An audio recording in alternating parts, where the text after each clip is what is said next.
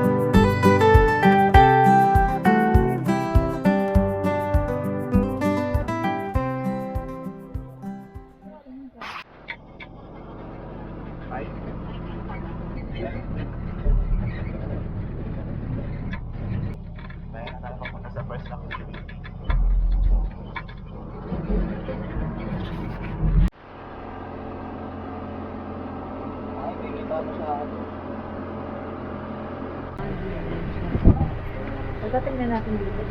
Unang activity, pasok tayo ng Sumaging Cave. Tama ba? Sumaging Cave, di ba? Tayo ay mga lost hours. Ulit na ng battery ko 1%, pero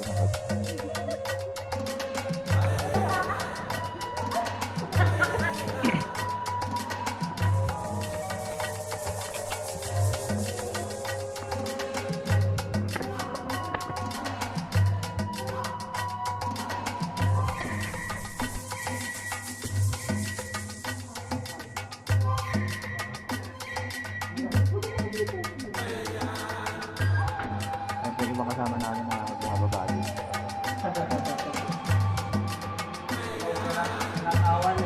Overdue na ba? Lampas na yung month na. Ito yung pangalawang rock formation. Kaya yan.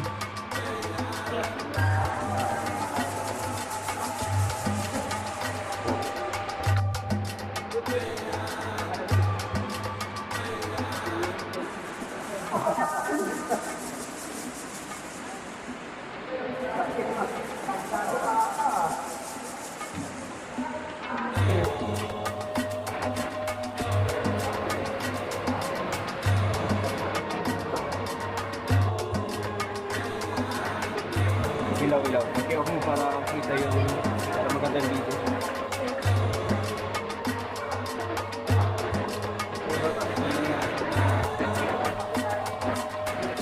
Napakaganda ng rock formation dito sa loob ng Sumaging Cave.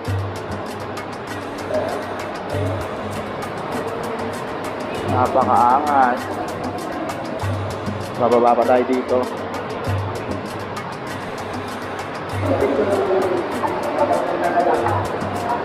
Ang hiraw ng tubig dito sa loob. Bababa. And dito sa part na to, merong pool, merong lagoon dito. Ayan.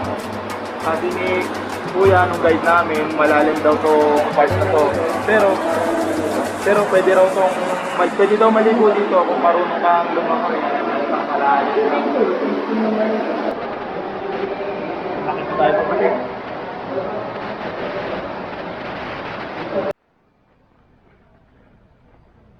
Part 2 ng gala natin dito sa Sagada. Meron tayong sementeryong pupuntahan. So tara.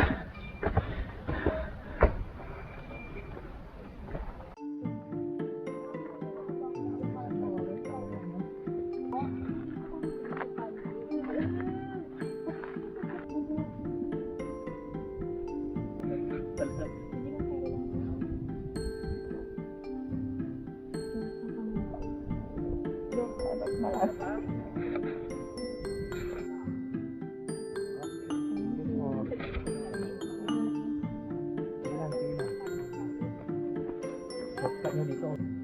Hindi naman, parang tuloy sa video.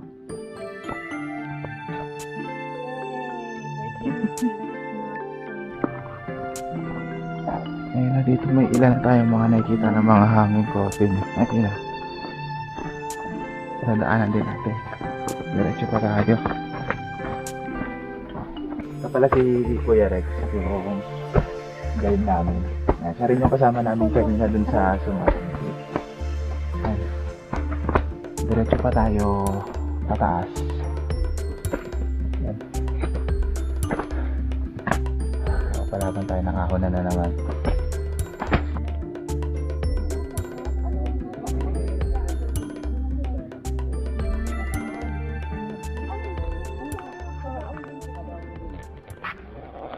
Una sa mga cave, sa mga rock release, sinisiksik lang. Ito, lately lang nag-start yung pinuntahan natin na to. Around 1950 o 1960 lang po siya. Kaya napansin nyo, pampi lang din yung nakahanggan, nakalibig. Din kalimitan daw sa mga nilibinggan, mga ano po, mga elders ng community nila dito, ng village dito sa may Quezon. Dito sa Sagada, para matawag na elder yung isang tao, hindi tayo sa edad na nagbabate. Ano po, dapat may magandang yung ginawa sila. Tapos yung isa, napapanapan natin ngayon ay masayos dapat. Time check natin, 3:42. Akit na ulit tayo. Yan. Medyo nag-discuss lang na konti si Kuya, nag-orient about dito sa mga hanging coffins. Very rich in culture pala tong Sagada. Na ulit tayo.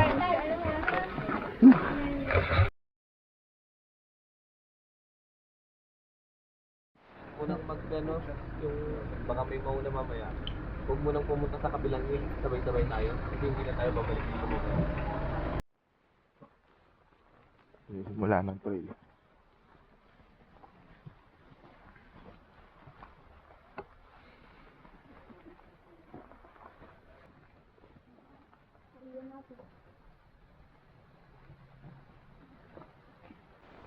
Yan na, simula na ng ahon.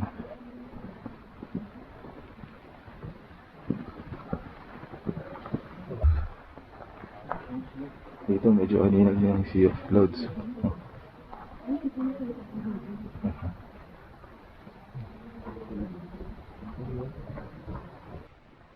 Medyo lapit-lapit naman. Sunrise. Oras natin 5:23. May mga ilang part na nadadaanan natin na natatanaw natin yung Sea of Clouds. Ito pala sa bundok na ito na hinahik natin. Una natin madadaanan yung Marlboro Hills. Kaya dito, kita ko na yung sunrise ng konti.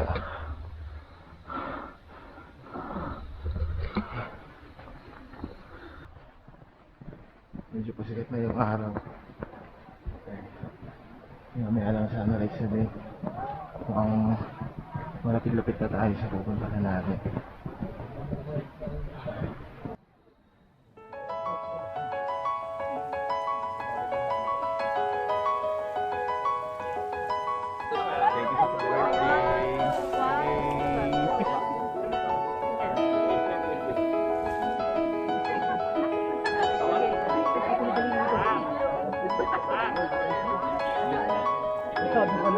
Thank you sa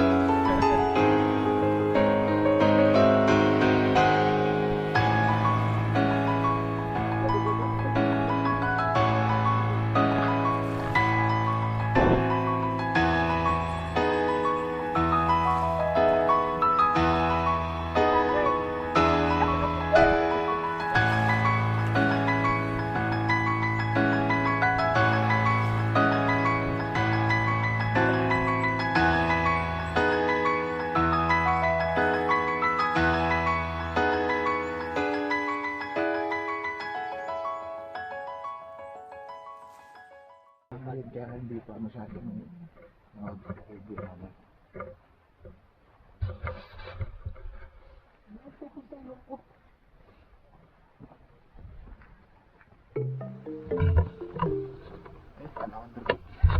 Ito pala yun. Malalaman yan.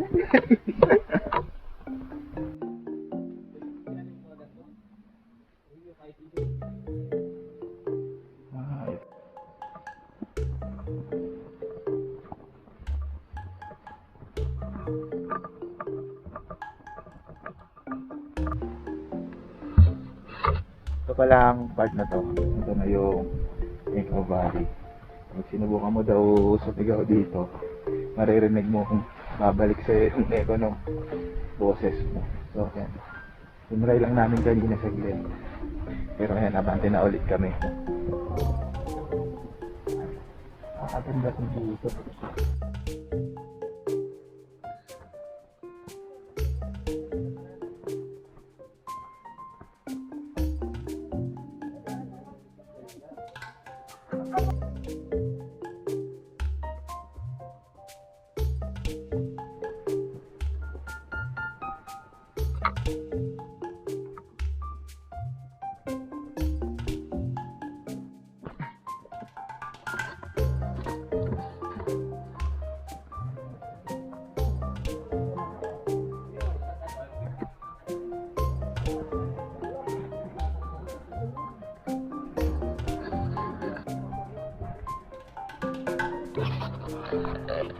Ako, I can do it myself.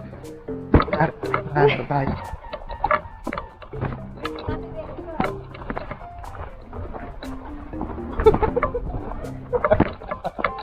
Dalo naman, dito.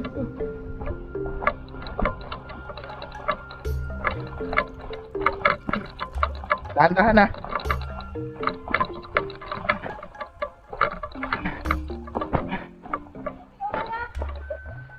Ay, matapakad.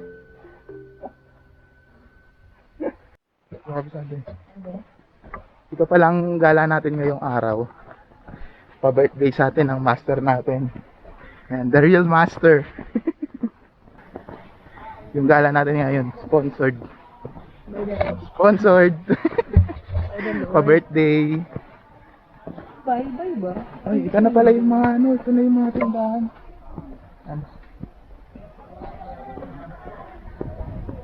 Sabi nung guide natin kanina, malapit na raw tayo sa Blue Soil kapag nakarating na daw tayo dito sa mga tindahan. So siguro, ilang kilometro na lang, malapit na rin tayo dun sa Blue Soil maya.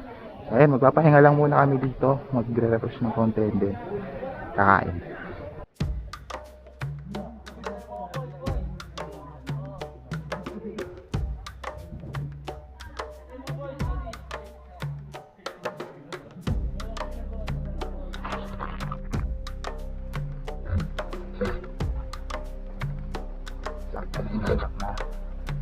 Sakto na tayo pa Blue Soil. Abante pa tayo.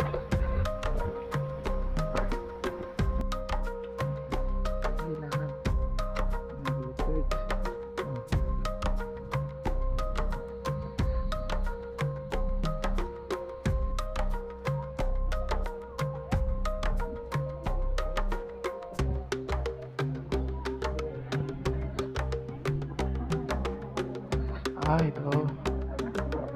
Blue Soil. Parang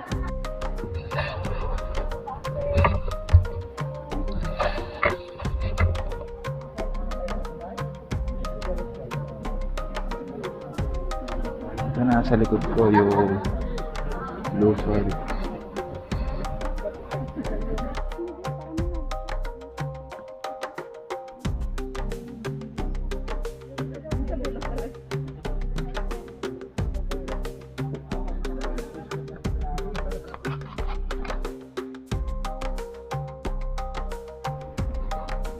Exit na kami dito sa Blue Soil. Alam ko parang at ayun, check 10-12 na, balik na kami sa cabin. Ayan.